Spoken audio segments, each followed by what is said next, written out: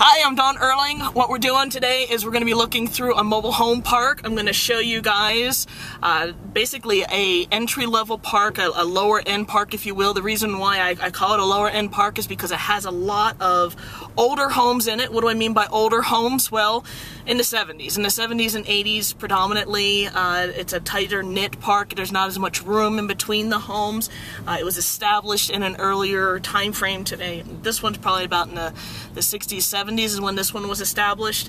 I'm just going to point out some of the things that I look for, some of the things that I watch out for in a park, and then also show you a little bit of the ins and outs of what these parks look like, just in case you've never been to one. All right, so let's go ahead and turn it around and be able to show a little bit more about what we've got going on in the park, if you wouldn't mind. What we have is as you can see in front of you, some newer homes that are sitting in the park, but then we also have some of the older homes off to the right-hand side here. So what you're going to find is a mixture of different types of homes. Now, a lot of parks, the vast majority of what people can afford are going to be single-wide mobile homes, as you can see, like the one in front of you here, this red and tan one. This is a 1970s trailer. You've got another 1970s trailer sitting over here on the right-hand side. In fact, at one point in time, I looked at that one. You have 90s, you have another 70s. You know, you've got a mixture of definitely, obviously, single wides.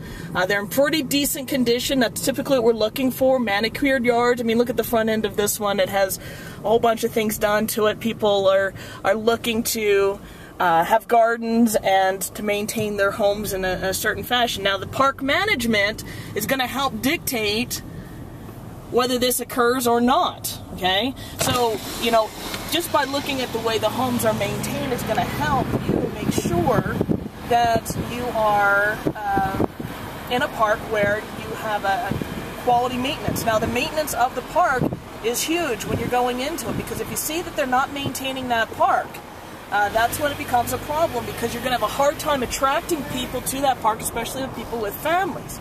A majority of the parks that I look at are family parks. This one, as you can see, take a look at the kiddie equipment over here, you know. I mean, obviously this is a family park where you see the small little bikes and the you know, things like that within the park. This park's actually in West Valley City, Utah. It's one of the parks I go into on a regular basis looking for trailers. As you can see, there's a mix of prime candidates. You know, majority of the trailers I look to buy are in the 70s and 80s.